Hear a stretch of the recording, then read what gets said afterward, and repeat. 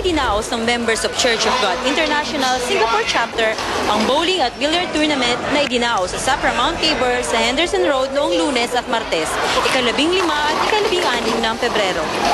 Ang tournament ay naglalayon na magkaroon ng kaunting pagtitipon ang mga Pinoy dito sa Singapore sa pamamagitan ng sports. Ang pamumuhay sa labas ng Pilipinas ay tunay ngang mahirap para sa ating mga OFW. Ngunit sa pamamagitan ng minsang paglilibang, tulad ng ginanap na tournament ay nakapag-energize muli mula sa pagiging abala sa hanap buhay. Tingin ko po okay naman po kasi kagaya ko po hindi po ako naglalaro ng usually, pero dito po natatry ko na makipaglaro sa mga... Alam mo, dito sa Singapore, no, masaya yung yung ganitong pagkakataon kasi puro trabaho na lang talaga yung mga tao rito. Sa unang araw ay itinaos ang bowling at billiards naman sa ikalawang araw ng tournament. Sa bowling ay nagwagi si Christy Alovera at runner-up si Maria Galang para sa women's division.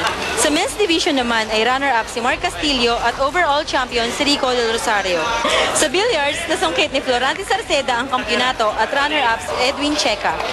Ayon sa mga OFW dito sa Singapore, muli nilang aabangan ang susunod na tournament na i-organize ng MCGI. At ayon naman sa MCGI, muli nilang paghahandaan ang bagong tournament na parating.